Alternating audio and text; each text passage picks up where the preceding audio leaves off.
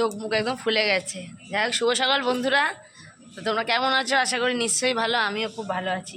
কালকে রাতে ঘুমটা খুব ভালো হয়েছে। এই জাস্ট উঠলাম, সকালবেলা একবার উঠেছিলাম, উঠে আবার সব শুয়ে পড়েছি। কারণ আমরা এসছি তো কালকে, আজকে এখানে ভোট, আমরা সেটা জানতাম না। যাই হোক, সেরকম লোকজন নেই। আমরা তো সোনাঝুরির সামনেই একদম হোটেল নিয়েছি।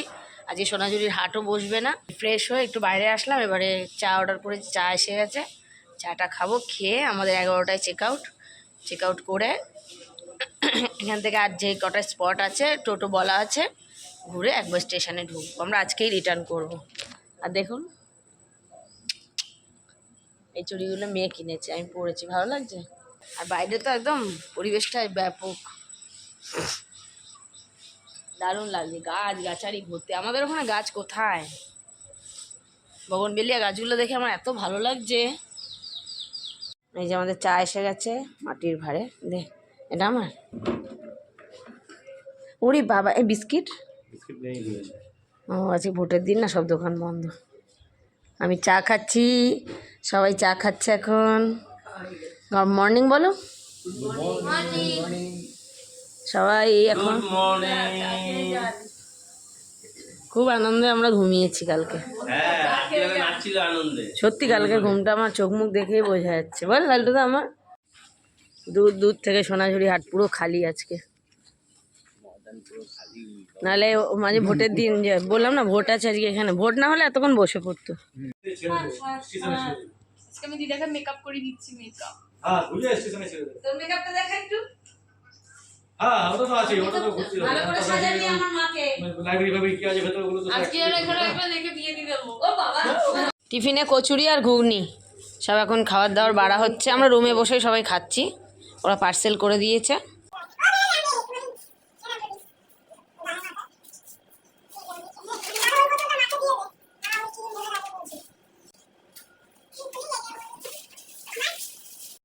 পিছনে ভিউটা ভালো লাগছে না? দারুণ। আমি পিছনে একদম গাছপালা। যাই হোক, আমাদের গুছানো হয়ে গেছে, যেহেতু আমাদের এখনো টোটো আসেনি, সেই কারণে আমরা একবার সোনাঝুরি হাটটা খালি অবস্থায় একবার ঘুরছি। আর খালিও খুব ভালো লাগছে, বলুন। আর সব ফটোশুট চলছে। মানুর আউটফিট, মা বাবা ওই যে গাছের তলায় দাঁড়িয়ে কি ভাবছে কি জানি। কি ভাবছো বন্ধুদের কিছু বলো। কেমন লাগলো ঘুরে? ভালো লাগছে না এখন। না, এখনো অনেক স্পট ঘুরবো। 3-4টে স্পট আছে, কঙ্কালীতলা আছে। হ্যাঁ, ওগুলো ঘুরবো, ঘুরে টুরে তারপরে আমাদের গ্রুপের ছবিগুলো তোলা হলো। চলো, আমাদের একদিনের সফর কমপ্লিট। টাটা বাই বাই বলে বেরিয়ে যাচ্ছি। আমাদের টোটো এসে গেছে, এখান থেকে আমরা সাইট সিন গুলো ঘুরবো, ঘুরে তারপর আমরা ট্রেন ধরবো। ওরা 3 বোন আর দাদু দিদা একটা টোটোতে গেছে। বাবা হাসছে, দেখ স্মাইল। মাইকের ওখানে হাতটা চেপে রেখেছো। আমরা এটাতে, আমি বোন আর প্রদীপ। তো চলো, হয়ে গেছে দাদা। এই যে আমরা সোনাঝুরি হাট দিয়ে বেরিয়ে যাচ্ছি, বেরিয়ে এই যে সামনে main road. Tata bye bye. Sonajhuri Haat থেকে একটুখানি এগিয়ে এসেই টোটো দাদা এখানে দাঁড় করালো। এটা হচ্ছে শালবনি আর পলাশবনি। মানে সোনাঝুরি হাটের গাছগুলো একটা অন্যরকম, আর এইটার গুড়িগুলো একটা অন্যরকম। আর ফটো তোলার জন্য ব্যাপক একটা জায়গা, ব্যাপক। শুধু ভিউটা দেখ, সত্যি সত্যি। দেখুন তো, আমাকে ভালো লাগছে গাছের গোড়ায়, ভালো লাগছে। এই যে আজকে যেহেতু ভোট এখানে, এই যে ভোটের একটা স্কুলে, চলো, ভোটের লাইন পড়েছে আর রাস্তাঘাট মোটামুটি শুনশান। এই যে আমরা কঙ্কালীতলায় চলে এসেছি। এটা সতী মায়ের মন্দির না? এখান দিয়ে ডালা নেব। সতী মায়ের কি আছে এটা? 51 কি? 51 ফিটের শেষ ফিট। আচ্ছা, এটা হচ্ছে কঙ্কালীতলার 51 ফিটের, মানে সতী মায়ের 51 ফিটের শেষ ফিট। ওনার কোমরের অংশ বললো এখানে পড়েছিল নাকি। যাই হোক, সবার মুখে শুনেছি খুব জাগ্রত। আমরা এটা ডালা নিয়ে নিয়েছি, পুজো দেবো। চলুন ভেতরে যাওয়া যাক।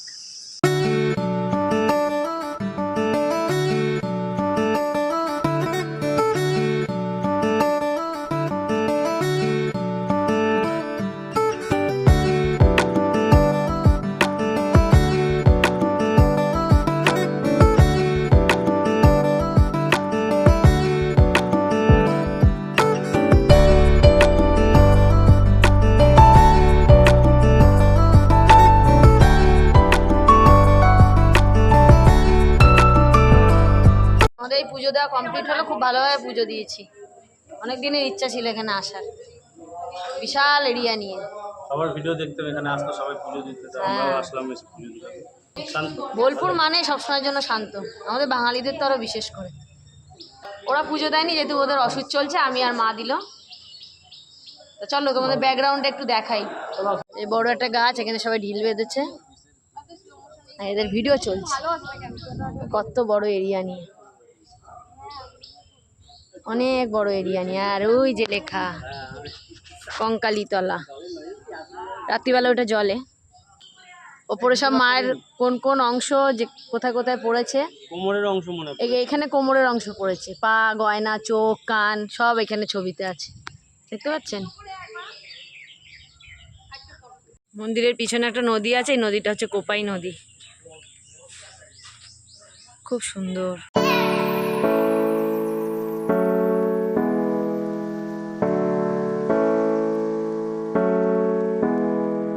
যে গাছতলা একটা চায়ের দোকান খোলা পেয়েছি, একটু চা খাচ্ছি। সব বন্ধ, আজকে সব গায়ে বন্ধ। যেন না পড়ে। না না, গাছতলায় চা খাওয়ার মজাটাই আলাদা। আমাদের এই সামনেটা একটা মন্দির আছে, দাঁড়ান দেখাচ্ছি।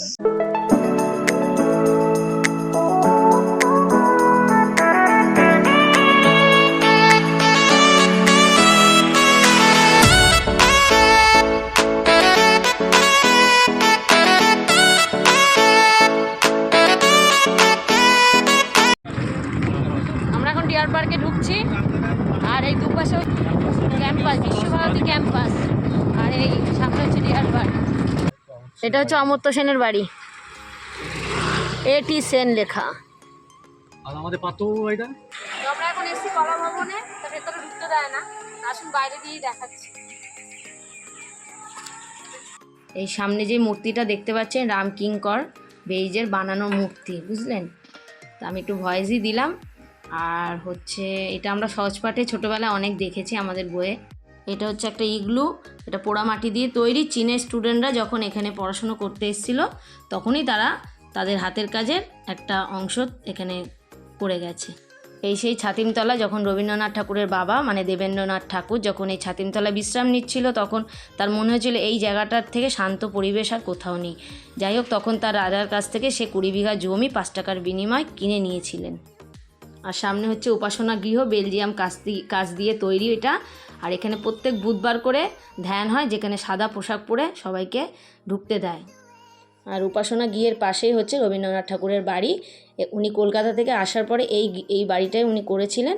তো জোড়াসাঁকোর ঠাকুর বাড়িতেও যেরকম মানে প্যাটার্নে তৈরি, সেরকমই কিছুটা তুলে ধরেছে। আর গাছগাছালি তো থাকবেই বাড়ির আশেপাশে। আর এই যে সেই তালধ্বজ, মানে আমরা ছোটোবেলায় পড়েছি রবীন্দ্রনাথ ঠাকুরেরই লেখা, তাল গাছ এক পায়ে দাঁড়িয়ে সব গাছ ছাড়িয়ে উঁকি মারে আকাশে। তো তাল গাছটাকে এখন একটা ঘরের ছাউনি করে দিয়েছে, আর ওপরে একদম তাল গাছটা উঠেছে। আর এখানে দুটো রুম আছে, একটাতে হচ্ছে তাল গাছের গোড়া আছে, আর একটাতে মানে ওখানকার রিটায়ার যারা মহিলারা তারা কিছু নিজের হাতের কাজের মানে একটা অংশ রেখেছে, ওখানে কাজকর্ম করে এসে। এই সেই বটগাছ, এটা হচ্ছে 3টে ধাপ আছে বলে এই বটগাছের নাম হচ্ছে 3 পাহাড়ি বটগাছ। যাই হোক, এর তলায় বসে রবীন্দ্রনাথ ঠাকুর সহজপাঠ বই লিখেছিল। আর তার বাকি যে অংশটা 2 লাইন সে লিখেছিল হচ্ছে বাংলাদেশে গিয়ে। সবই ভালো হচ্ছিল, কিন্তু আমরা আজকে যেহেতু এখানে ভোট, কোনো হোটেল খোলা পাচ্ছি না, জানেন। হ্যাঁ, খুব সমস্যা। আর টোটো দাদারা আমাদের অনেক হেল্প করছে, মানে ওনারা এদিকে স্টেশনের দিকেও নিয়ে এসেছিলো, কোনো হোটেল খোলা নেই। আমরা বড়রা যেমন ধরুন বয়স্ক মা বাবা আছে, বাচ্চাগুলো আছে, যে কী করবো বুঝতে পারছি না। তো দেখুক, যা শেষ ভালো তো তার সব ভালো। প্রদীপবাবু, খিদে পেয়েছে? খিদে পেয়েছে গেলে তো মুখ দিয়ে আওয়াজ বেরোচ্ছে না। একদম ঠিক কথা বলেছে এই কথা। পেট্রোল যাবে তারপরে। হ্যাঁ, সকালে সেই একটু টিফিন সকালে করে 3টে কচুরি। এই যে স্টেশন চত্বর ছেড়ে আবার ওইদিকে যাচ্ছি, দেখছেন সব দোকান বন্ধ, ওই 2-1টা চায়ের দোকান তো চলবে। এই যে মহামায়া একটা হোটেল আছে, খোলা আছে, দেখি খাওয়ার দাওয়ার পাই নাকি। বিয়ে বাড়ির মতো একদম বেঞ্চ পাতা। কারা ডিম খাবে? ডিম ভাত,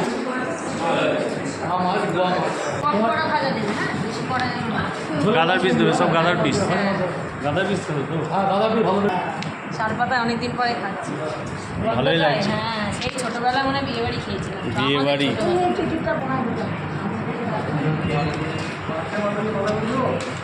বলো। হ্যালো গাইস, বরের পকেট ধ্বংস করে আমরা বাড়ি যাচ্ছি। সামনেই আমাদের বোলপুর স্টেশন। আপনারাও যদি বরের পকেট খরচা করতে চান চলে আসুন শিগগিরই বোলপুর। তিনটে কথা তো ট্রেন আমাদের কোনো হতে ও লাগেজ নিতে ভুলে যাচ্ছি।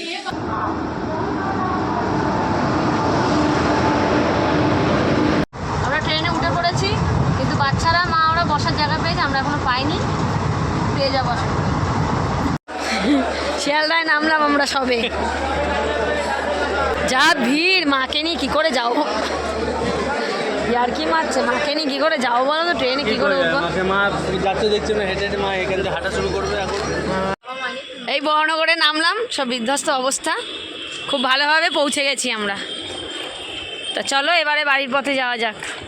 বাড়ি চলে এসেছি, অনেকক্ষণ হয়েছে। বাড়ি এসে মানে যতই যেখানে যাই বাড়ি এসে একটা আলাদা শান্তি।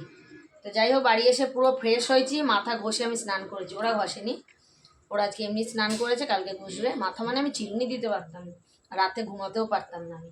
তা যাই হোক, এসে আমি আলু সেদ্ধ ভাত বসিয়ে দিচ্ছি, ডিম আলু সেদ্ধ দিয়ে, ডিম আলু একসাথে মেখে একদম, ওই যে যতই ঘুরতে বাইরের খাই যাই করি, ঘরের খাওয়ার। এখন ছোটো বোন ঘুমিয়ে পড়েছে, বড় দিদি খাইয়ে দিচ্ছে। চৈতন্য হয়ে গেছে, ক্লান্ত।